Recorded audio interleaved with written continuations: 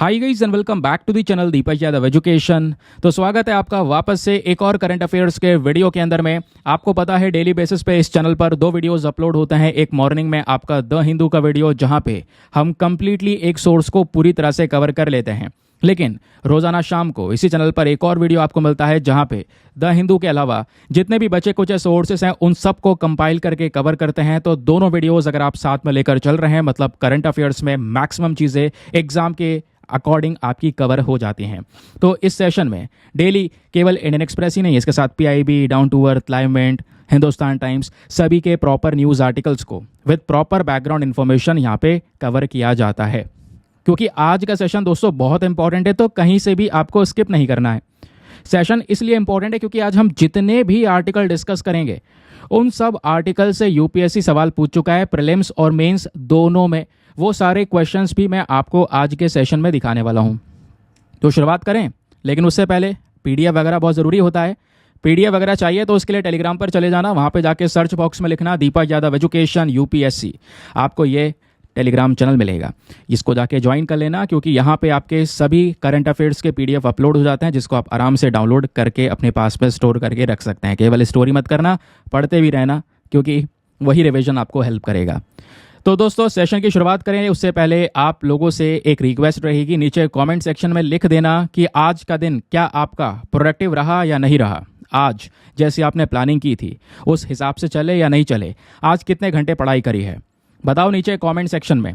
और जैसा भी है आज के कंपैरिजन में कल का दिन आपको बेटर निकालना होगा, ठीक है। तो आज जो भी हुआ है गलत हुआ है, कोई बात नहीं, प्रोडक्टिव रहा है, बहुत अच्छी बात है, लेकिन कल वाले दिन को और बेहतर करने की सोचना है। उसके लिए आज ही प्लानिंग कर लेना कि मुझे इस हिसाब से कल के दिन में चलना है, ठीक है। तो जब यहाँ पर मॉर्निंग में आप अपनी प्लानिंग के अकॉर्डिंग चलते रहेंगे तो आपको एक कॉन्फिडेंस आएगा, मैक्सिमम चीज़ें कवर हो पाएंगी। क्योंकि लाइफ में डिसिप्लिन होना बहुत ज़रूरी है। मोटिवेशन वगैरह सब ले लेते हैं, थोड़ी देर के लिए आता है, बाद में चला जाता है।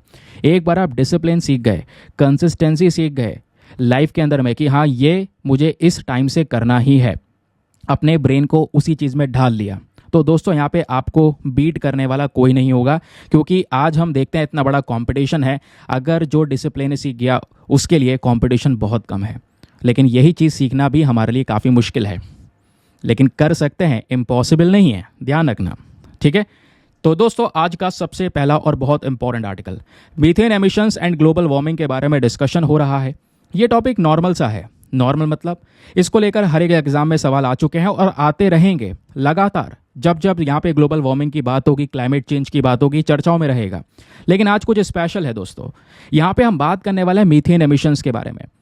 कई एस्पिरेंट होते हैं जिनको यहाँ पे प्रॉब्लम्स होती है मीथेन एमिशन को समझने के लिए कि भाई सर इसके सोर्सेज क्या क्या हैं।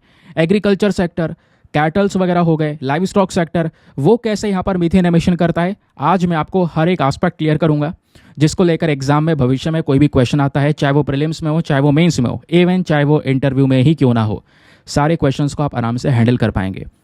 खबर क्या है? खबर यह है कि सर ये जो मीथेन है जिसका फॉर्मूला है CH4। CH4 क्यों बोलते हैं? क्योंकि इसमें कार्बन का एक एटम है और हाइड्रोजन के 4 एटम है। अरे ये वाला फोटो देख लोगे तो आराम से यहाँ पर समझ में आ जाएगा। तो मीथेन आपका एक सिंपलेस्ट हाइड्रोकार्बन है जिसमें एक होता है कार्बन एटम और 4 होते हैं आपके हाइड्रोजन एटम, ठीक है। इतनी बात ध्यान रखेंगे। और ध्यान रखिए दोस्तों, यहाँ पर ये ना नेचुरल गैस का एक बहुत ज़्यादा इंपॉर्टेंट कंपोनेंट है मीथेन। लेकिन इसी मीथेन से लगातार गर्मी भी बढ़ती है, टेम्परेचर राइज होता है। क्लाइमेट चेंज की आज बहुत बड़ी समस्या हम सभी लोग फेस कर रहे हैं। तो आज जब हम लोग बात करते हैं ग्रीन हाउस गैस की, तो ग्रीन हाउस गैसेस में एक बड़ी प्रॉब्लम आती है कार्बन एमिशंस की। भाई कार्बन डाइऑक्साइड तेजी से इंक्रीज हो रहा है, फटाफट इसको कंट्रोल करो, ऐसी मांग होती रहती है। लेकिन हमें मीथेन पर भी तो ध्यान देना होगा। हाँ अच्छी बात है, मीथेन थोड़े समय तक रहता है एनवायरमेंट में, लेकिन मीथेन पर भी यहाँ पर ध्यान देना ज़रूरी है आज के समय पर, क्योंकि ये भी काफ़ी ज़्यादा कंट्रीब्यूशन दे रहा है क्लाइमेट चेंज के अंदर में। इवन कार्बन एमिशन से भी ज़्यादा खतरनाक है मीथेन एमिशन, ध्यान रखिएगा। तो मीथेन जैसे मैंने आपको बताया एक प्राइमरी कंपोनेंट होता है हमारे नेचुरल गैस का। तो मीथेन एक ऐसी गैस है जो ओडरलेस है, कलरलेस है, टेस्ट भी नहीं है इसका कोई, हवा से भी हल्की है। पहचानेंगे कैसे? जब जलाएंगे तो ब्लू कलर का फ्लेम यहाँ पर देखने को मिलेगा। अब सवाल यह है जो ये मीथेन एमिशंस हैं इसके क्लाइमेट इम्पैक्ट क्या पड़ता है। देखिए मीथेन अप्रॉक्सीमेटली जैसे मैंने आपको बताया 80 गुना ज़्यादा यहाँ पर पोटेंट है देन कार्बन ऑक्साइड, मतलब कार्बन डाइऑक्साइड। पोटेंट का मतलब समझ गए, पोटेंट से कह सकते हो पोटेंशियल, शक्तिशाली, है ना। तो मीथेन जो है यहाँ पर 80 गुना ज़्यादा पावरफुल है कार्बन से। As a greenhouse gas emissions की हम बात कर रहे हैं। और आज इंडस्ट्रियल रिवोल्यूशन के बाद दोस्तों ग्लोबल वार्मिंग जो हो रही है, लगातार गर्मी बढ़ी है दुनिया भर में, उसमें 30% योगदान, कंट्रीब्यूशन इस मीथेन का है। कार्बन के बारे में हम चर्चा करते हैं, मीथेन के बारे में कभी नहीं चर्चा करते। हालांकि अच्छी बात है, मीथेन हमारे एटमॉस्फेयर में केवल 7 से 12 साल तक यहाँ पर रहता है, तो मीथेन अपने आप यहाँ पर रिड्यूस हो जाता है। लेकिन यहाँ पर इसके रिडक्शन के ऊपर में ध्यान देना, क्योंकि अपने आप यहाँ पर ये ख़त्म हो जाएगा, ठीक है। तो कुछ लोग ये बोलते हैं जब अपने आप ही यहाँ पर वो चला जाएगा, 7 से 12 साल तक वो एटमॉस्फेयर में रहेगा, तो इस पर क्या ध्यान दें, अपने आप ही कम हो जाएगा। तो हमें फोकस करना चाहिए कार्बन को टैकल करने के लिए। तो सही तो कर रहे हैं। अब देखो दोस्तों, जो मीथेन एमिशन है, इसको अगर हम 2030 तक 45% से अगर हम कम कर देते हैं, तो कहीं ना कहीं हम अपने पेरिस एग्रीमेंट के हिसाब से चल रहे होंगे। क्योंकि जो पेरिस क्लाइमेट एग्रीमेंट को लेकर जितने भी डिस्कशंस हुए थे, जो भी बातचीत हुई थी, उसमें हमारा टारगेट था कि हम दुनिया भर की जो वार्मिंग है, ग्लोबल वार्मिंग है, इसको 1.5 डिग्री सेल्सियस तक लिमिट करके रखेंगे।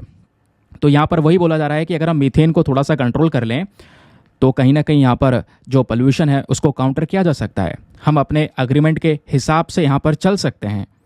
लेकिन जो बात मैंने आपको बताई है उसको ध्यान रखना, मीथेन का जो लाइफ स्पान होता है वो बहुत कम होता है, 7 से 12 साल तक वो एटमॉस्फेयर में रहता है। लेकिन जो कार्बन डाइऑक्साइड होता है, कार्बन एमिशन जो है, ये आपके हंड्रेड्स ऑफ ईयर्स तक रह सकते हैं या उससे भी ज़्यादा समय तक रह सकते हैं।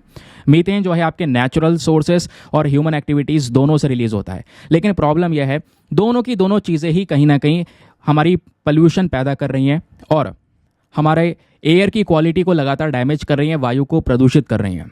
अगर हम मीथेन एमिशन को प्रॉपर तरीके से कंट्रोल कर लें तो इससे एयर क्वालिटी इंप्रूव होगी। तो इस मामले में बहुत ज़रूरी है, क्योंकि मीथेन अगर बढ़ता रहेगा, इससे जो हमारा ग्राउंड लेवल ओजोन होता है दोस्तों, वो यहाँ पर फॉर्म होना शुरू हो जाएगा। यानी हमारी जो ग्राउंड लेवल पर हार्मफुल एयर है दोस्तों, वो और ज़्यादा पल्यूट हो जाएगी। जैसे अगर आप देख पाते हैं, ओजोन 2 प्रकार की होती हैं, गुड ओजोन और बैड ओजोन, सब पढ़ते हैं। गुड ओजोन जो है आपके अपर वाले एटमॉस्फेयर में, स्ट्रेटोस्फेयर में। तो यहाँ पे गुड ओजोन क्या करता है, हमें सूर्य की अल्ट्रावायलेट रेज जो हैं, जिससे बड़ी प्रॉब्लम्स हो सकती हैं, कैंसर तक हो सकता है, उससे बचाने का काम करता है। तो डायरेक्ट अल्ट्रावायलेट रेज हमारे पास में नहीं पहुँच पाती हैं, क्योंकि बीच में ओजोन लेयर आ जाती है। लेकिन एक ओजोन हमने अपने नीचे ही बना ली है, अपने धरती पर। वो जो ओजोन बनाई है दोस्तों, वो केवल और केवल पोल्यूशन से हुई है, वो हार्मफुल ओजोन होती है, ध्यान रखना। उसको इस वजह से बैड ओजोन भी कहते हैं।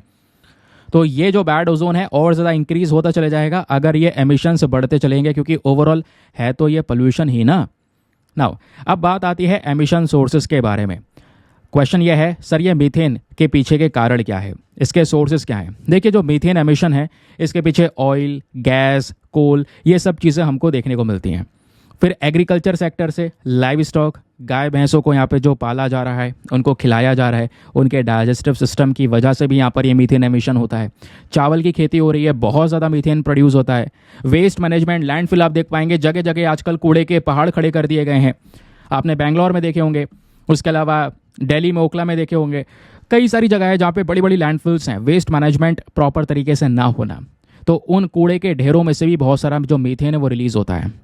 तो आपसे पूछा जाएगा मीथेन के सोर्सेज बताइए, तो ऑयल, गैस, कोयला तो है, लेकिन उसके साथ साथ एग्रीकल्चर सेक्टर से आपका लाइव स्टॉक, राइस कल्टीवेशन है, और लैंडफिल्स भी यहाँ पर इसी में आपका आना है ना। दुनिया भर में जो मीथेन एमिशन है दोस्तों, वो बताया जाता है कि साल के हिसाब से एस्टिमेटेड 580 मिलियन टन्स के आसपास आपको देखने को मिलेगा। अब इसमें से 40% तो आ रहा है नेचुरल सोर्सेज से, नेचुरली जो चीज़ें यहाँ पर हो रही हैं, ऑयल, गैस, कोयला, इन सब चीज़ों से आ रहा है। लेकिन दोस्तों यहाँ पर 60% जो आपका मीथेन एमिशन है वो ह्यूमन एक्टिविटीज़ यानी एंथ्रोपोजेनिक एमिशंस की वजह से आ रहा है। ठीक है, ह्यूमन एक्टिविटीज़ की वजह से यहाँ पर रिलीज़ हो रहा है। सबसे ज़्यादा एमिशन होता है एग्रीकल्चर सेक्टर से, खेती बाड़ी में से। फिर उसके अलावा बहुत सारा एमिशन एनर्जी सेक्टर, कोल, ऑयल, नेचुरल गैस, बायोफ्यूल्स, इनसे भी रिलीज़ होता है, ध्यान रखिएगा। तो ये हमारे पास में एक चार्ट है जहाँ पर दिखाया गया है कि जब हम लोग बात करते हैं मीथेन के एमिशन के बारे में, तो फॉसिल फ्यूल, कोल, गैस, इन सब की से 33% रिलीज़ हो रहा है। लाइव स्टॉक से 27% गैस आ रहा है, जो मतलब मीथेन एमिशन हो रहा है। लैंडफिल से 16%, बायोमास बर्निंग से 11%, राइस एग्रीकल्चर से 9%, बायोफ्यूल से 4%। आप देख पा रहे, राइस एग्रीकल्चर, लाइव स्टॉक, ये दोनों की दोनों चीज़ें यहाँ पर मेंशन्ड हैं। अब ये क्या है आखिरकार लाइव स्टॉक का मामला, पहले मैं आपको ये समझा देता हूँ। देखिए, जो यहाँ पर कैटल को पाला जाता है, अब गाय भैंस को यहाँ पे पाला जा रहा है, तो यहाँ पर उनको खिलाया भी जाता है खाना। अब जब यहाँ पे आप देख पाएंगे, मान लो ये गाय है, उसने अपना कुछ फूड खाया, जब वो फूड खाती है तो उसके स्टमक में एक एंट्रिक फर्मेंटेशन होता है ना, एक एंट्रिक फर्मेंटेशन होता है। वो कार्बोहाइड्रेट जो है वो बाकी सारी चीज़ों में टूटता है, और उसके बाद ये कैसे होता है, बैक्टीरिया के माध्यम से। तो जब यहाँ पर वो खाना डाइजेस्ट हो रहा होता है, तो डाइजेशन के समय पर होता यहाँ पर यह है दोस्तों, जो वेस्ट निकलता है एज अ बाय प्रोडक्ट निकलता है।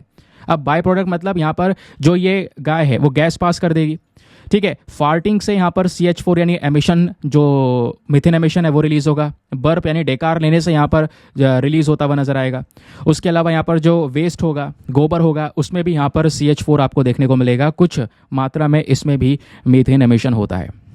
समझ गए? तो लाइव स्टॉक सेक्टर इस तरीके से है। होता यहाँ पर यह है कि काऊ के स्टमक में माइक्रोब्स प्रेजेंट होते हैं।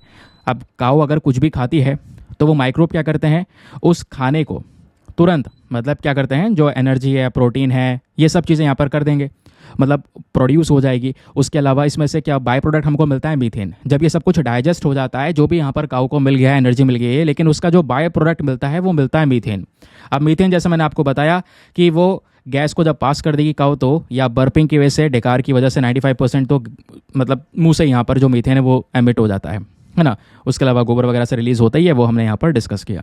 तो मीथेन एमिशन का मामला लाइव स्टॉक सेक्टर पे कैसे डिपेंडेंट है ये आप समझ गए। लेकिन दूसरी तरफ हमने देखा है कि राइस कल्टीवेशन यानी कि चावल की खेती से भी यहाँ पर मीथेन एमिट हो रहा है। सर ऐसा कैसे? अब दोस्तों आपको पता होगा, जो पैडी कल्टीवेशन होता है, जब यहाँ पर ये सब धान लगाई जाती है तो होता क्या है, बहुत सारा पानी चाहिए होता है।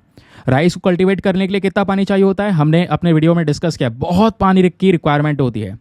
और यहाँ पे एक फ्लड सा बना दिया जाएगा, तो पानी के अंदर में यहाँ पर ये फसलें डूबी रहती हैं।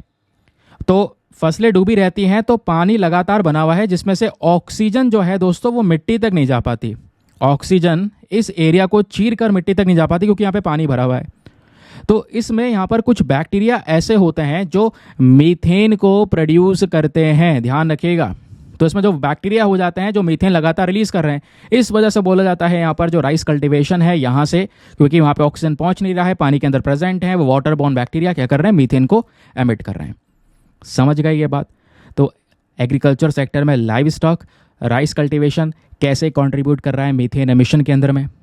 अब दोस्तों क्वेश्चन ये है, मीथेन जब इतना ही खतरनाक है तो क्या क्या काम किए जा रहे हैं इसको कम करने के लिए, इसको रिड्यूस करने के लिए।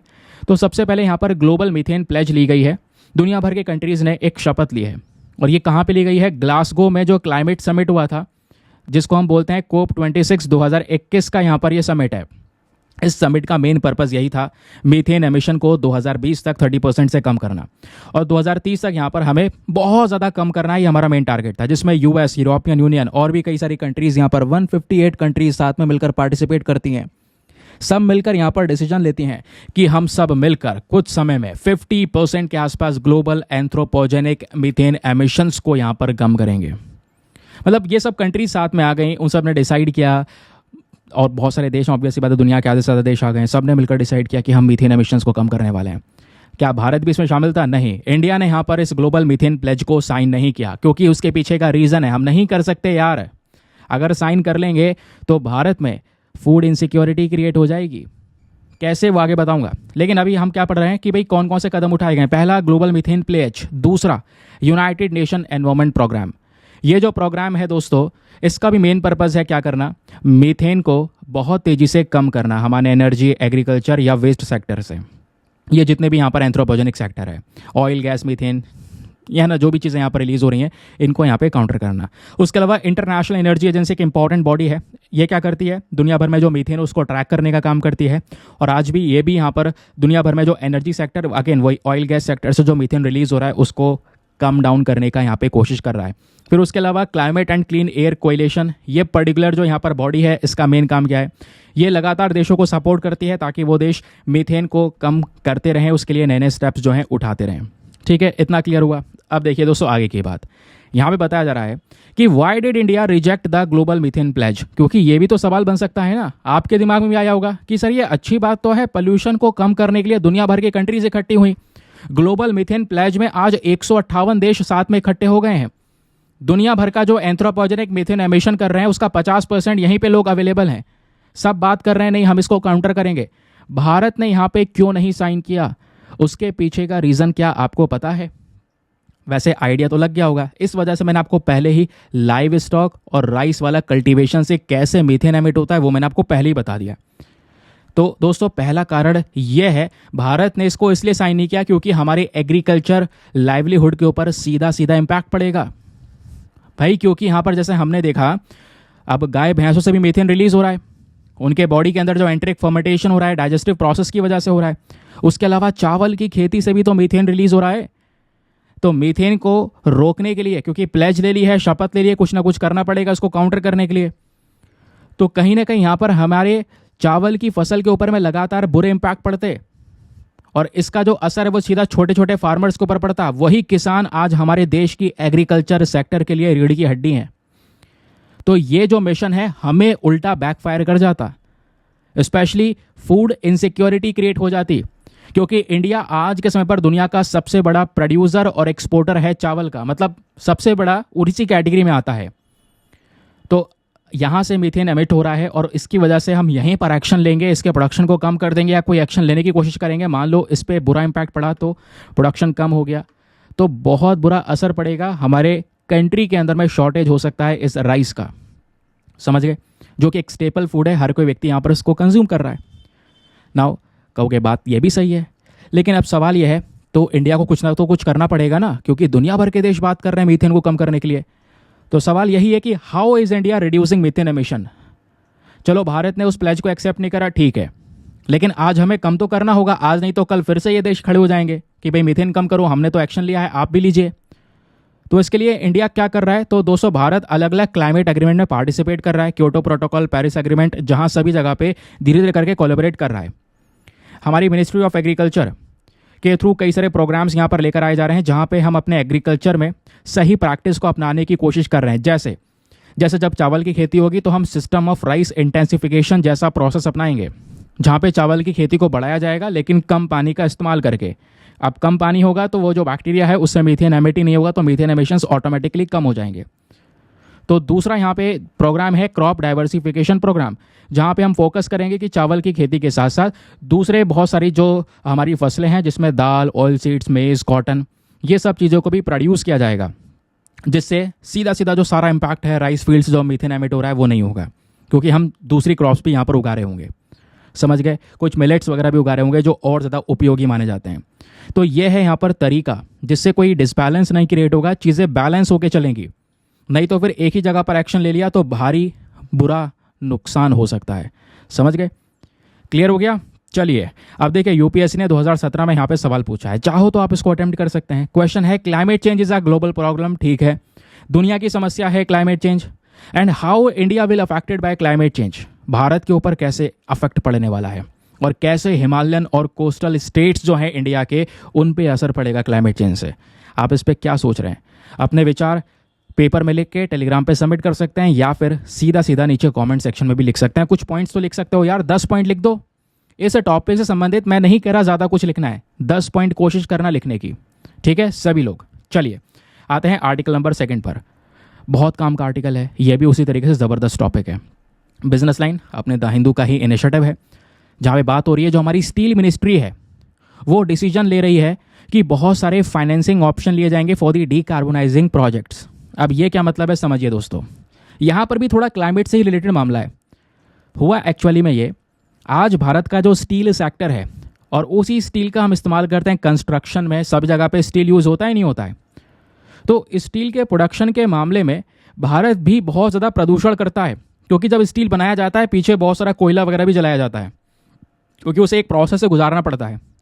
तो हमें फोकस करना चाहिए कि इस स्टील सेक्टर को डीकार्बोनाइज किया जा सके।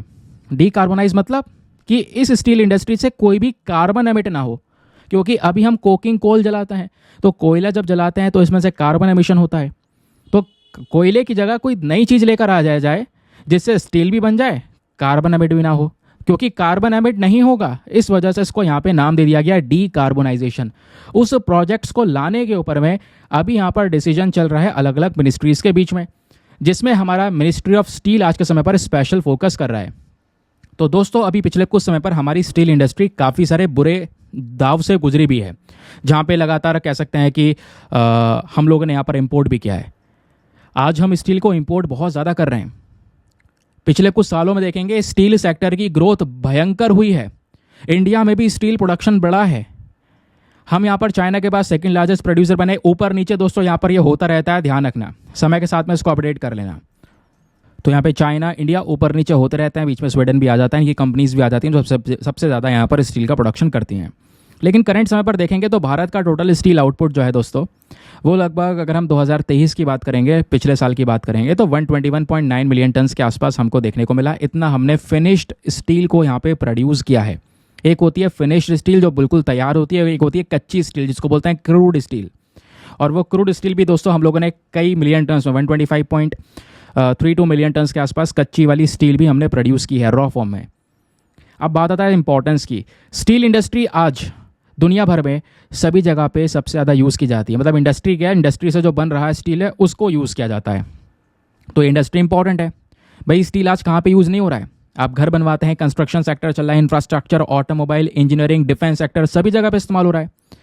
आज हमारी भारतीय अर्थव्यवस्था, इंडियन इकोनॉमी का एक अहम हिस्सा बन चुका है स्टील। कितना अहम बन चुका है, एग्जाम्पल है 2021-22 वाले साल को देखेंगे तो स्टील इंडस्ट्री ने हमारे देश की कॉन्ट्रीब्यूशन जो जीडीपी की है, gross domestic product, overall economy में 2% का योगदान दिया है। ये बड़ा अमाउंट होता है। फिर बात आती है कि आज भारत में कौन कौन से राज्य हैं जो सबसे ज़्यादा स्टील का प्रोडक्शन कर रहे हैं। तो इंडिया के मेजर स्टील प्रोड्यूसिंग स्टेट्स में आता है ओडिशा। ओडिशा के अलावा यहाँ पर आप देख पाएंगे झारखंड है, छत्तीसगढ़ है, फिर कर्नाटका, महाराष्ट्र, गुजरात, वेस्ट बंगाल, ये भी इंपॉर्टेंट रोल प्ले करते हैं स्टील को प्रोड्यूस करने में। और भारत सरकार ने भी कई सारे स्टेप्स लिए हैं इस स्टील सेक्टर को ग्रो करने के लिए। जैसे रिसेंटली ये प्रोडक्शन लिंक्ड इंसेंटिव स्कीम शुरू किया गया। सरकार ने 5 साल के लिए 6,322 करोड़ रुपए अनाउंस करे कि ये पैसा हम देंगे आप अगर यहाँ पर इस पर्टिकुलर स्टील के अंदर में जो प्रोडक्शन है इसको बढ़ाते हैं। तो यहाँ पे नई नई टेक्नोलॉजी लाने की बात की गई। फिर अभी के समय पर ग्रीन स्टील मेकिंग के ऊपर फोकस किया जा रहा है, क्योंकि यहाँ पर जो ये पर्टिकुलर स्टील इंडस्ट्री है इसमें बहुत सारा प्रदूषण होता है, कोयला वगैरह जलाया जाता है। तो हमारा मेन पर्पज़ है जो कोयले से एनर्जी मिल रही है इसके लिए हम ग्रीन हाइड्रोजन वाली एनर्जी का इस्तेमाल कर सकते हैं। अरे भाई, कोयले जलाकर जो हम यहाँ पर पावर इस्तेमाल कर रहे हैं वो पावर ग्रीन हाइड्रोजन से मिल सकती है, और ग्रीन हाइड्रोजन हमें सूर्य से मिलेगी, सन से मिलेगी। तो मतलब कैसे मिलेगी? सन से, सन की एनर्जी से हम वाटर में इलेक्ट्रोलिसिस करवाएंगे, इलेक्ट्रोलिसिस से यहाँ पर ऑक्सीजन हाइड्रोजन अलग किया जाएगा, तो हाइड्रोजन बनते हुए कोई प्रदूषण नहीं हुआ, इस वजह से उसको ग्रीन हाइड्रोजन बोल देंगे। तो यहाँ पे कोई प्रदूषण थोड़ी ना हो रहा है। तो ये यहाँ पर मेंशन किया गया, ये कदम उठाया जा सकता है। उसके अलावा यहाँ पे ये भी बताया जाता है आज ये जो स्टील इंडस्ट्री है वो बहुत सारी प्रकार की समस्याएं फेस कर रही है। पहली समस्या है कि भाई मॉडर्न स्टील प्लांट्स लगाना काफ़ी मुश्किल है, पैसा बहुत लगता है। यानी बताया जाता है कि आपका स्टील प्लांट अगर आपने लगाना है तो उसमें बहुत सारी रिक्वायरमेंट्स होती हैं, वो फुलफिल करनी होती हैं। फिर कई बार यहाँ पर जो इंडस्ट्रीज़ लग जाती हैं थोड़े समय तक चलती हैं, फिर उसके बाद में फेलियर उनको फेस करना पड़ता है, कर्जे में डूब जाती हैं। तो ये भी बहुत कुछ फेस करना पड़ता है, दुनिया में कंपटीशन इतना ज़्यादा है। फिर कई बार क्या होता है, साइक्लिकल डिमांड होता है। यानी स्टील जो है भारत के अंदर में इसको साइक्लिकल डिमांड फेस करना पड़ता है। कहने का मतलब है एक समय आएगा जब कंस्ट्रक्शन का मटेरियल बहुत बिकेगा, लेकिन एक समय आएगा जब बिल्कुल नहीं बिकेगा। लेकिन उस इंडस्ट्री को चलाने के लिए, ऑपरेट करने के लिए जो फाइनेंस है, मेंटेनेंस है, वो डेली लगना ही लगना है। तो इस वजह से कई बार जो इंडस्ट्रीज़ हैं वो बहुत ज़्यादा फेलियर फेस कर जाती हैं अपना, जब यहाँ पे डिमांड इतना नहीं होता है उस वजह से। फिर एक और प्रॉब्लम है कि भारत के अंदर स्टील का जो कंजम्पशन है वो भी बहुत कम है।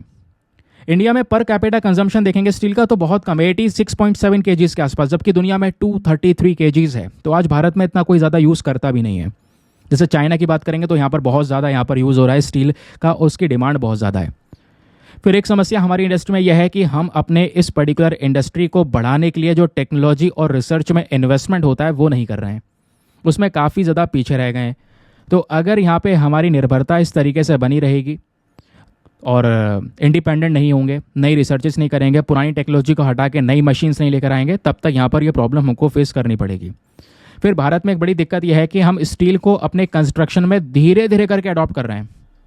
जैसे वेस्टर्न कंट्रीज़ है ना, यहाँ पर स्टील बहुत ज़्यादा इस्तेमाल हो रहा है अपने कंस्ट्रक्शन में, स्ट्रेंथ के लिए, हर चीज़ के लिए। लेकिन इंडिया में स्टील का यूज़ बहुत ज़्यादा कम हो रहा है कंस्ट्रक्शन प्रैक्टिस में। तो हमें उसके अंदर में एक सुधार करना बहुत ही ज़्यादा ज़रूरी है, वो यहाँ पर एक्सप्लेन किया गया है। ये बात दोस्तों समझ गए? अब देखिए यहाँ पे एक क्वेश्चन पूछा यूपीएससी ने सवाल यह है कि जो पॉल्यूटेंट्स है, जो प्रदूषण रिलीज होता है हमारे स्टील प्रोड्यूसिंग यूनिट से, यानी जब हम स्टील बना रहे होते हैं ना, तो बहुत प्रदूषण होता है। उस प्रदूषण में क्या क्या निकलता है ये देखिए, carbon monoxide, carbon dioxide, oxides of sulphur, oxides of nitrogen, PM 2.5 जिसको बोलते हैं पर्टिकुलेट मैटर, छोटे छोटे कंकड़ के टुकड़े, waste water, hazardous water, solid waste, ये सब चीज़ें रिलीज होती हैं जब हम स्टील को प्रोड्यूस कर रहे होते हैं। और यही क्वेश्चन यूपीएससी ने साल 2014 में आपसे डायरेक्टली पूछ लिया। सवाल यह था, which of the following are the important pollutants released by steel industry in India. 4 pollutants के नाम दिए गए, oxide of sulphur, nitrogen, monoxide, carbon dioxide, कि बताइए इन चारों में से कौन सी चीज़ है जो यहाँ पर स्टील को बनाते हुए एमिट होती है या निकलती है, रिलीज होती है। तो ये चारों की चारों हैं, अभी तो हमने पढ़ा था, ये पूरी लिस्ट मैंने आपको दे दी है, तो यहाँ पर ये चारों का ही नाम आपको इसमें देखने को मिल जाएगा। ठीक है, क्लियर हो गया। और कहानी यहीं रुकती है दोस्तों। यूपीएससी ने 2020 में डायरेक्टली सवाल पूछ लिया कि यहाँ पे जो प्रेजेंट लोकेशन है आयरन एंड स्टील इंडस्ट्रीज़ की, away from the source of raw material, और वो कैसे है, प्रेजेंट लोकेशन आपने बतानी है, इसको लेकर यहाँ पर एग्जाम्पल देके समझाना है। फिर 2014 का यहाँ पर एक सवाल है, account for the change in the special pattern of the iron and steel industry in the world. इस तरीके से बहुत सारी चीज़ें यहाँ पर आपसे पूछ ली गई हैं। ठीक है, तो मैं आपको फिर से बता रहा हूँ, टॉपिक इंपॉर्टेंट है तो इसको ध्यान रखिएगा। चलिए फिर उसके बाद देखिए, यहाँ पर एक और आर्टिकल हमारे लिए बहुत काम का है। ये जो फोटो आपको दिख रहा है, बहुत सुंदर सा दिख रहा होगा, यहाँ पर ये जो इंसान आपको दिख रहा है ना, इसको बिल्कुल डर नहीं लग रहा है हमारा ये कोई मैटर नहीं है समझने का। ये देखो, यहाँ पे ये जो आपको नदी दिख रही है, नदी के दोनों तरफ यहाँ पे बिल्कुल खड़ी पहाड़ियाँ नज़र आ रही हैं ना, इसको ज्योग्राफी में एक नाम दिया जाता है। क्या बोलते हैं इसको? इसको बोलते हैं ये, चलो फटाफट प्रोनाउंस करके देखो, क्या बोलोगे, क्या बोलोगे इसे? तो दोस्तों इसका जो प्रोनाउंसिएशन है वो है फ्योर्ड। तो इसको एफजॉर्ड नहीं, फ्योर्ड करके प्रोनाउंस करेंगे हम। ठीक है, तो ये ज्योग्राफिकल कॉन्सेप्ट है, यूपीएससी ने यहाँ भी सवाल पूछा हुआ है। आज का डिस्कशन इसलिए रेलिवेंट है, ध्यान से सुनते हुए चलना यार। 10 नंबर के सवाल आए हुए हैं मेंस में। तो यहाँ पे देखो, फिर से बता दे रहा हूँ, फ्योर्ड किस चीज़ को बोलते हैं। नॉर्वे में इस तरीके से या बहुत सारे देशों में ऐसे फ्योर्ड आपको नजर आएंगे जहाँ पे दोनों तरफ पहाड़ियाँ हैं और बीच में से इस तरीके से नदी गुजर रही है, इसको बोला जाता है फ्योर्ड। अब ऐसे ही यहाँ पर एक केस निकल कर आया कि एक डीजल फ्यूल स्पिल देखने को मिला ग्रीनलैंड के अंदर एक फ्योर्ड वाले रीजन में, जिस वजह से चर्चाओं में है। हमें अवसर मिल गया पढ़ने का ये पूरा कॉन्सेप्ट। फ्योर्ड दोस्तों एक लंबा, deep, narrow body of water होता है, ध्यान रखिएगा। फ्योर्ड जो है एकदम यू शेप वैली में आपको देखने को मिलेगा, दोनों तरफ बिल्कुल खड़ी पहाड़ियाँ आपको यहाँ पर स्टीप वॉल्स नजर आएंगी। ये फ्योर्ड कहाँ पर देखने को मिलते हैं? ज़्यादातर Norway, Chile, New Zealand, Canada, Greenland and Alaska में पाए जाते हैं। अगर मैं आपको एग्जैक्ट मैप दिखा दूं तो ये वाला मैप आप देखो, मज़ा आ जाएगा समझने में। तो ये फ्योर्ड कहाँ पे पाए जाते हैं? Norway, Greenland, Canada, Alaska, Chile and New Zealand, ये वो यहाँ पर कंट्रीज है जहाँ पे फ्योर्ड पाया जाता है। क्वेश्चन ये है, सर ये फ्योर्ड बनते कैसे हैं? यही तो ट्विस्ट है, यही तो सवाल पूछा गया था। देखो, फ्योर्ड आपको यू शेप वैली ऐसे देखने को मिलेगी, दो तरफ यहाँ पर एक घाटी जैसी होती है ना, दो तरफ पहाड़ी है, बीच में नदी जा रही है, वैसे ही कुछ सिनेरियोज यहाँ पर हैं। लेकिन इसको बनने का प्रोसेस थोड़ा इंटरेस्टिंग है। होता एक्चुअली में यह है कि जैसे यहाँ पे दोस्तों मान लो हमारा ग्लेशियर है, ये ग्लेशियर है, बगल में समुद्र है। अब ग्लेशियर धीरे धीरे पिघल रहा है। अब जब ग्लेशियर पिघल रहा है तो नीचे बैठता चले जा रहा है। तो जब नीचे बैठेगा तो ये जो हमारा ज़मीन का हिस्सा है ना, ये भी काफ़ी हद तक नीचे घुसा देगा ये, क्योंकि लैंड के अंदर में कई सारे चेंजेस होते हैं इन्हीं एनवायरमेंटल एक्टिविटीज़ की वजह से। तो यहाँ पे आप देख पा रहे हैं ग्लेशियर यहाँ पर ये जो है ये पिघल रहा है और नीचे बैठता चले जा रहा है। बैठ गया तो इसने ज़मीन में भी यहाँ पर ये पूरा का पूरा एक गड्ढा सा क्रिएट कर दिया है। और उसके बाद जो यहाँ पर आगे का हिस्सा है, ये धीरे धीरे करके बर्फ़ जो है इसकी टूट टूट के नीचे गिर रही है। जब ये ग्लेशियर जैसे मैंने बोला फिसल के आ गया नीचे, ये हो गया गहरा, इसने यहाँ पर एक गहरी सी वैली बना दी, एक घाटी सी बना दी, और लैंड डिप्रेस हो गया नीचे की साइड में। अब ये ग्लेशियर सीधा उठ उठ के जा रहा है और इधर समुद्र में गिर रहा है टूट टूट के आइसबर्ग के फॉर्म में। तो समय ये आ जाता है कि ये आप देख पाओगे, ये क्या है? हमारा समुद्र। और ये जो दो हिस्से खड़े हो गए हैं ना दोनों साइड में, इसके बीच में जो यहाँ पर गहराई है, ये कभी कभी समुद्र से भी ज़्यादा गहरी हो जाती है। आप देख पाएंगे ये सी है, समुद्र से ज़्यादा गहराई हो गई नहीं होगी इस वैली में, तो इसका पानी एंटर कर जाएगा यहाँ पे। तो ये जो पानी भर जाता है, दोनों तरफ स्टीप वॉल्स हो जाती हैं, उसके पीछे का रीज़न है यहाँ पर ये ग्लेशियर्स की मेल्टिंग। समझ गए ना? तो ये है दोस्तों यहाँ पर फ्योर्ड बनने का एक सिंपल सा प्रोसेस। ये देखो कुछ फोटोज़ आपको यहाँ पर भी नजर आएंगे। ठीक है। इस तरीके से यहाँ पर फ्यॉर्ड बन जाता है, ग्लेशियर पिघल जाएगा, जगह खाली हो जाएगी, पानी बढ़ जाएगा, फ्यॉर्ड बन गया। ये कुछ बड़े बड़े फ्यॉर्ड्स आपको नजर आए, देखो लोग यहाँ पर बैठे हैं देखने के लिए। ये लंबे होते हैं, आपको जैसे दिख रहा होगा फोटो में, फ्यॉर्ड लंबाई में बहुत लंबे होते हैं लेकिन चौड़ाई में ज़्यादा चौड़े नहीं होते। ठीक है, क्लियर हो गया। मेल्टिंग होती है ग्लेशियर्स की, वो सब हम लोगों ने अभी यहाँ पर समझा। वही चीज़ यहाँ पे दोस्तों आपको एक्सप्लेन की गई है जो मैंने आपको फोटो के माध्यम से समझाई है।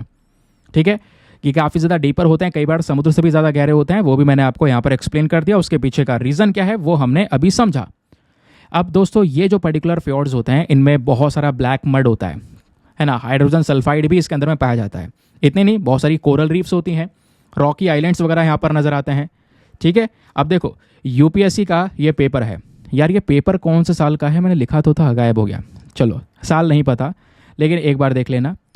क्वेश्चन कहाँ है, ये रहा 10 नंबर का सवाल। ये पूछा है how are the fjords formed, why they do constitute some of the most pictures area of the world. तो इस तरीके से यहाँ पर एक क्वेश्चन पूछ लिया गया। तो ठीक है, ध्यान रखना, एक शॉर्ट न्यूज़ यहाँ पर चर्चा में थी, वो मैंने आपको यहीं पर एक्सप्लेन कर दिया। चलिए आगे आते हैं और करते हैं इस सेशन को समाप्त। कल वापस से आपके साथ मिलेंगे। अभी मैंने आर्टिकल्स कम ऐड किए हैं, जैसे मैं आपको पहले बता चुका हूँ, पिछले कुछ दिनों से यार मैं हेल्थ इशू से गुजर रहा हूँ, थोड़ी देर सो के काम चला रहा हूँ। वीडियो रिकॉर्ड करने से पहले थोड़ा सा नींद लिया छोटा सा, तो उसके बाद यहाँ पर थोड़ा एनर्जी से महसूस हुआ, तब मैं वीडियो रिकॉर्ड कर पाया। ऐसे ही मॉर्निंग में भी करना पड़ रहा है, तो हेल्थ डाउन है, देखते हैं कब तक होता है, लेकिन मैनेज करेंगे और जल्दी यहाँ पर आपके सामने भी सेशन को और बेस्ट तरीके से प्रेजेंट करेंगे। वैसे अभी भी यहाँ पे प्रेजेंट कर रहे हैं, काम की चीज़ें डिस्कस हो रही हैं, फालतू की कई सारी चीज़ें और भी थी खबरों में जो हमारे काम की नहीं है, सिलेबस के लिए रेलिवेंट नहीं है, तो उनको मैंने स्किप कर दिया। ठीक है, फिलहाल के लिए मिलते हैं आपसे कल सुबह। Bye bye, have a nice day, thank you and जय हिंद।